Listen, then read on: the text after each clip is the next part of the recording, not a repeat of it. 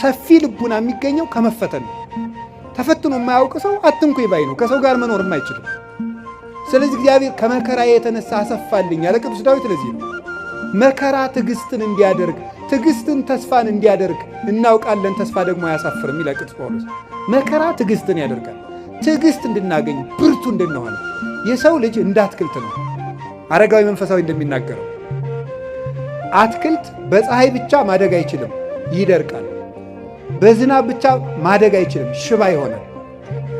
ስለዚህ ዝናቡ ያበቅልና ያሳድገዋል፣ ፀሐዩ ያበስለውና እንዲያፈራ ያደርጋል። ስለዚህ ሐሩሩን መከራ አድርጉት፣ ዝናቡን ደግሞ የእግዚአብሔርን ቸርነት አድርጉት። ሰው ሁልጊዜ ቸርነቱን ብቻ ቢያደርግለት መከራ ሳይመጣበት ብቻ ቢጠብቀው የሰው ልጅ ልፍስፍስ ይሆናል፣ ሰነፍ ይሆናል። ዝም ብሎ መከራ ብቻ ቢመጣ ደግሞ ተስፋ ይቆርጣል። ስለዚህ እግዚአብሔር ምን ያደርጋል? ሰው አትክልት ነውና አትክልቱን ለማሳደግ ከመከራውም ጥቂት ጥበቃውንም ሳያቋርጥ ሁለቱንም እንዲፈራረቁ ያደርጋል። ክረምትና በጋን